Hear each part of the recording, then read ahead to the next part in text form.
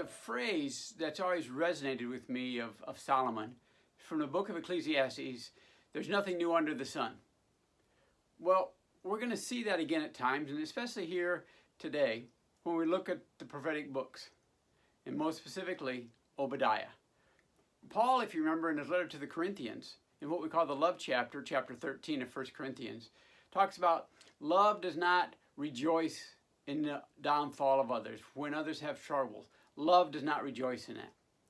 Well, that goes back to Obadiah. See, the prophecy here in Obadiah is not to the Israelites. It's not about the Israelites. It's about Edom, the Edomites, who in one sense were relatives to the Israelites. The Edomites, Edom traces its ancestry back to Esau, who was Jacob's brother. So the kind of two nations were cousins of sorts. And if you remember right, Jacob got the blessing. Esau held a grudge. Well, fast forward to what we're looking at today. Israel has stopped following God.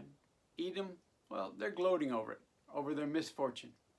I want to read in Obadiah chapter 1, starting in verse 10.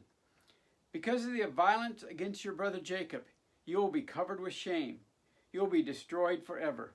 On the day you stood aloof, while strangers carried off his wealth, and foreigners entered his gates, and cast lots for Jerusalem, you are like one of them.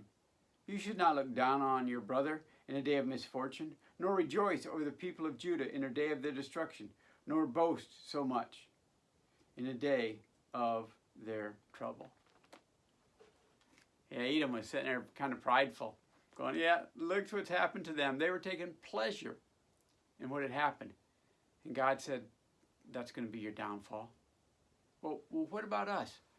Do you ever take pleasure when someone you don't like, someone that has maybe caused you problems, rubbed you the wrong way, hurt you, has trouble? Do you maybe smile a little bit, maybe kick in your step when things don't go right for them? Edom was pummeled by its allies of all people because of their pride. Now, that fate does not await us. I don't think we're going to be pummeled. But think about it. Does God desire his people to be like that?